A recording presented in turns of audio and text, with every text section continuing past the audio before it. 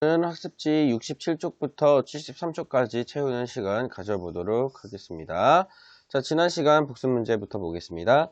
국민항이 추진한 개혁의 목적은 국민항 같은 경우에는 전민 변정 도감이라든가 쌍성 총관부, 검문 세족 제거, 관제와 복식 회복 이런 정책들을 많이 사용했는데요. 그 목적은 바로 왕권을 강화시키고 그리고 당시에 지배하고 있던 원나라 세력을 몰아내기 위한 반원 정책을 위해서 이런 정책들을 사용했습니다.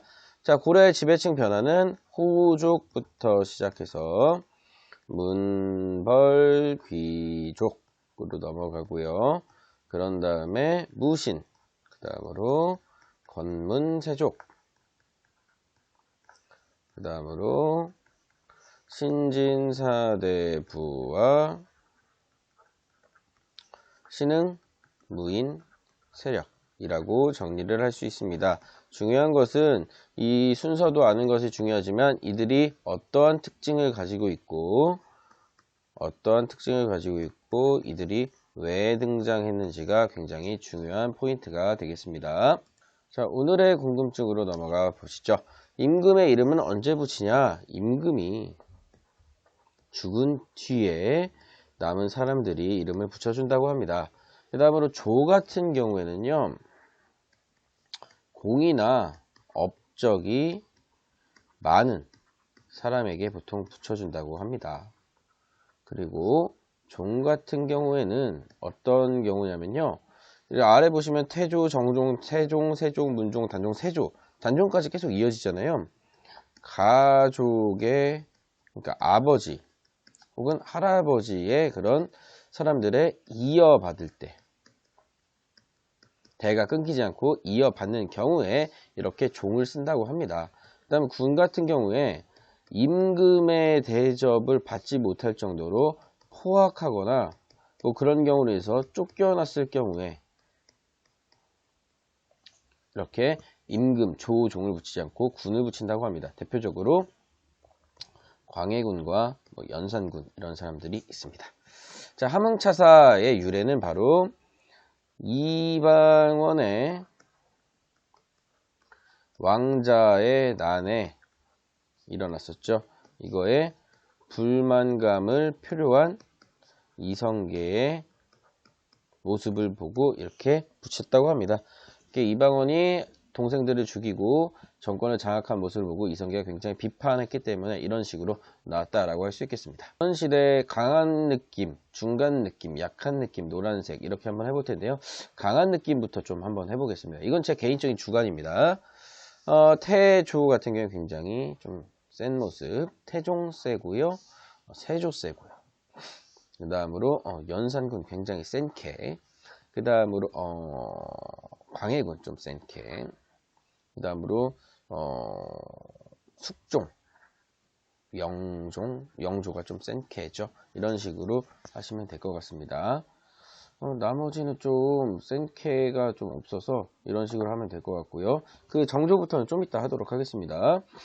중간 느낌으로 한번 가보겠습니다. 중간 느낌 같은 경우에는 세종, 그 다음으로 성종, 중종, 그 다음에 효종, 현종 뭐 이 정도 하시면 될 것 같습니다. 그 다음에 약한 느낌은 이렇게 하시면 될 것 같아요. 정종은 그 동생 때문에 힘이 별로 없었고요. 문종 일찍 죽었고 단종도 쫓겨났죠. 예종도 1년 만에 죽었죠. 인종 별로 드러나는 게 없고 명종 별거 없고요. 선조 도망갔죠. 인조 항복했죠. 경종 영조의 눈치 많이 봤죠. 그래서 결국 죽을 수밖에 없었죠. 이런 식으로 하시면 될 것 같습니다. 이건 제 개인적인 거라 여러분들 판단 개인적으로 하시면 됩니다. 자, 다음 정조, 순조, 헌종, 철종, 고종, 순종 같은 경우에 제 생각에는 중간 느낌. 정조 같은 경우에는 열심히 했지만 좀 눈치를 많이 볼 수밖에 없는 상황으로 생각됩니다. 그래서 정조 정도만 파란색이고 나머지 왕들은 거의 저는 개인적으로 노란색이지 않을까 이렇게 생각을 합니다. 그래서 조선시대의 왕의 그런 강력함 같은 경우는 이런 식으로 정리할 수 있을 것 같습니다. 자, 다음 8쪽으로 가보도록 하겠습니다. 자, 순서 굉장히 중요합니다. 위화도해금부터 과전법, 온건파, 조선건국까지. 위화도해금 같은 경우에 이성계가 군사 정치적 실권을 장악하였다. 과전법 같은 경우에는 경기도의 토지를 나눠주는 건데, CC모식적은 바로 권문세족의 토지를 몰수하는 것이다 라고 할 수 있습니다.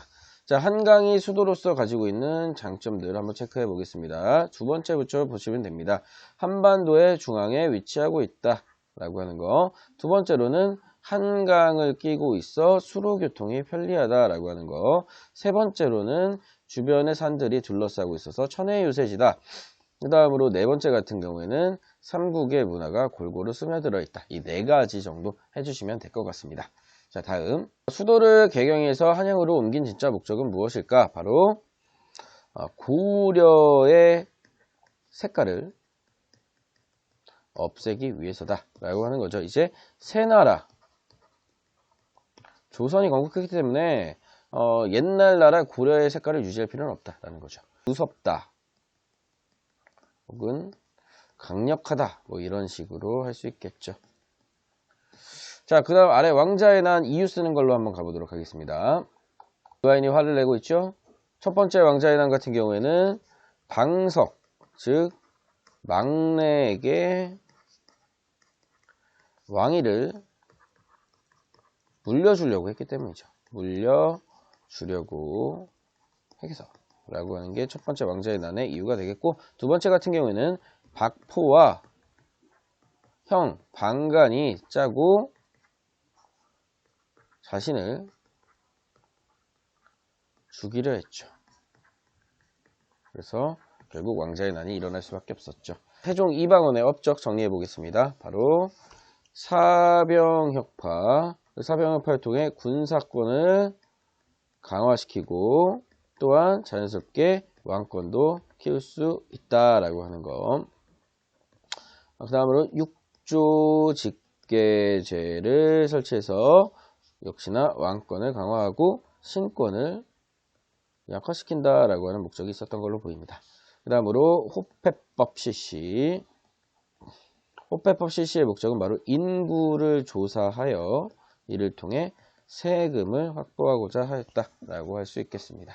세종의 이미지, 너그럽다,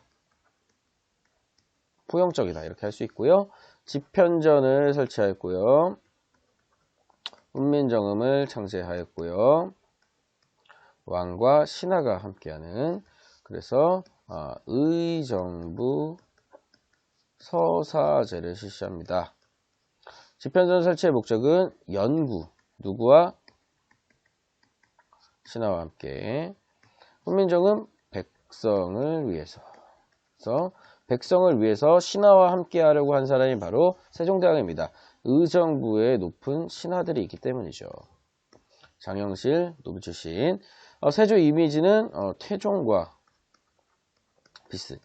좀 무섭고 사람 많이 죽였고 이런 것들이 있었죠. 즉위 배경은 계유정난, 영화 관상을 참고해라. 집현전 폐지 이유는 집현전 학자들이 자신을 죽이려 했죠. 그래서 폐지시킬 수밖에 없었고, 유정부 권한의 축소 이유 바로 6조 직계제를 재실시하고 목적은 바로 왕권을 신권보다 강하게 하기 위해서다. 그 다음으로 직전법 실시 같은 경우에는 안정적 토지 확보가 되겠습니다. 군사제도는 보법 해주시면 되겠습니다. 성종 같은 경우에는 이미지가 세종과 비슷하다.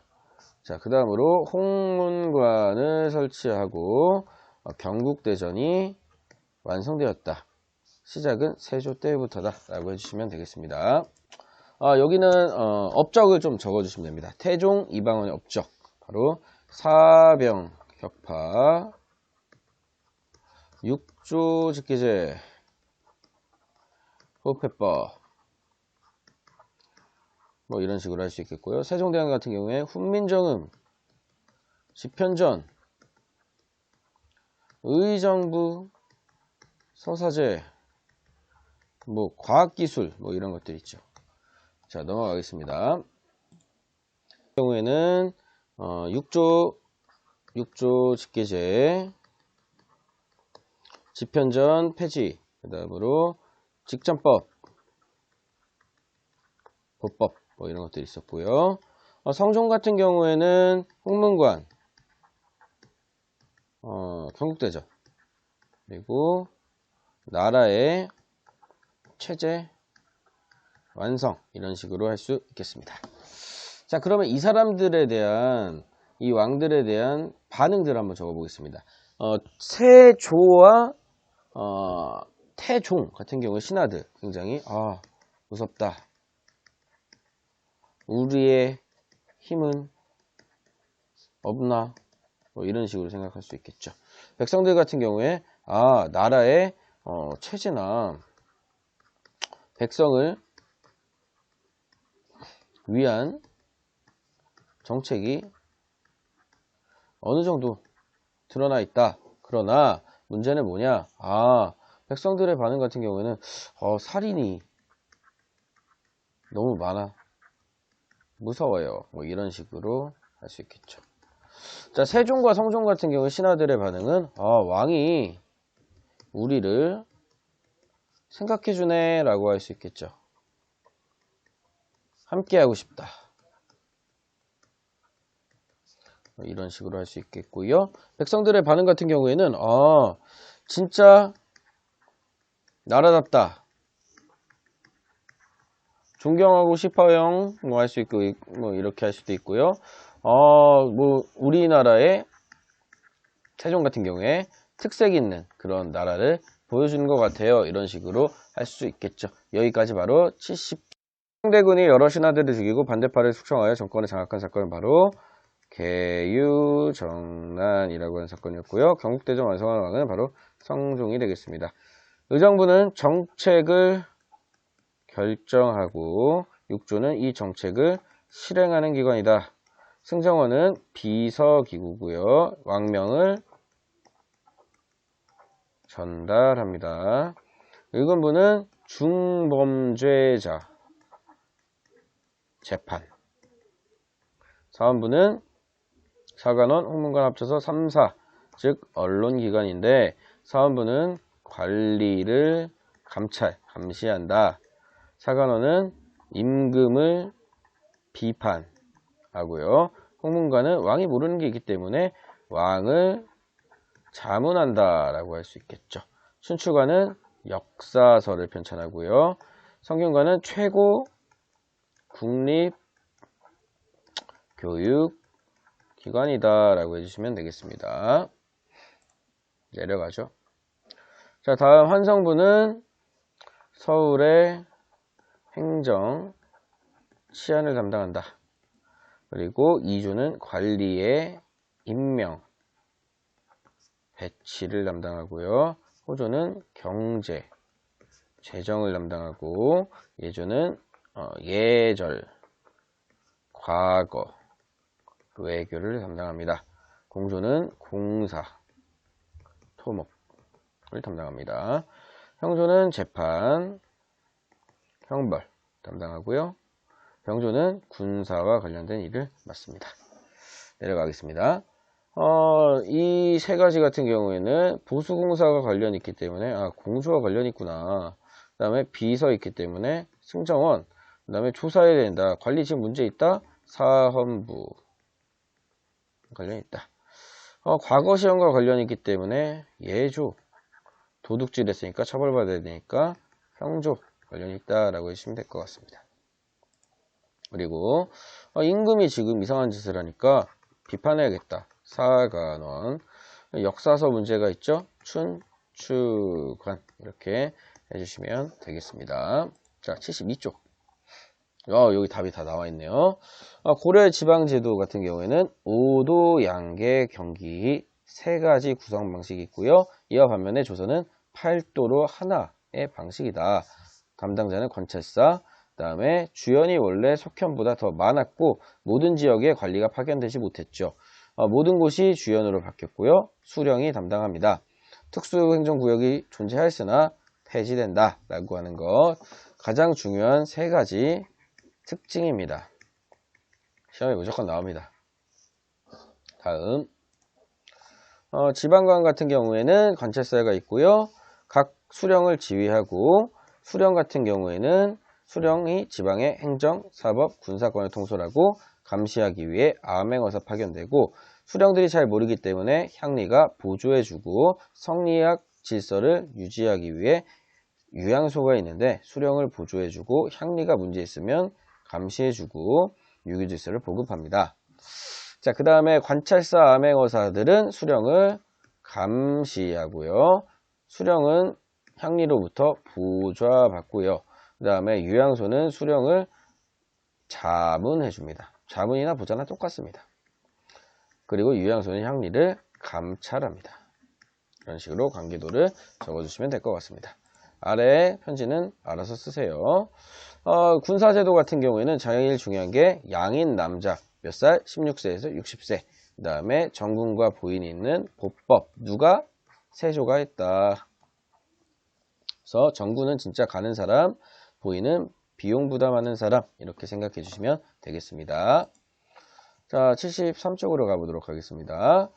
초급학교, 초등학교 같은 서당, 그 다음에 중고등학교의 사부학당과 향교, 대학교 같은 성균관이 있다. 그 다음에 관리제도 같은 경우에 속과 대과를 통해 문관이 되고, 묵과 뽑는 거, 잡과 행정직, 기술직. 고려시대와 과거제가 다른 점은 바로 묵과가 생겼고 승과가 없어졌습니다. 그리고 추가적으로 음서가 5품에서 2품으로 축소되게 됩니다. 그렇게 해서 과거제도까지 간단히 정리를 해봤습니다. 외교정책으로 가보도록 하겠습니다.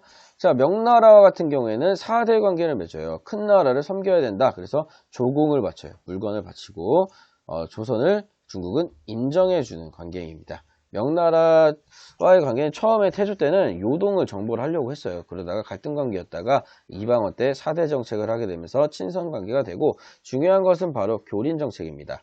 여진족들 같은 경우에 이들을 물리치기 위해서 4군 6진을 개척하고 일본은 스시마선을 정벌 합니다. 그래서 강약약강을 보여준다. 그리고 이 강경책과 회유책을 동시에 보여서 당근과 채찍을 동시에 보여준다. 공격도 하면서 교류도 한다. 대표적인 교역도 하고 삼포를 개항해서 서로 교류를 하는 모습을 알 수 있는 것이 바로 교린 정책이 되겠습니다. 자, 여기까지 73쪽 정리 끝났습니다. 수고하셨습니다.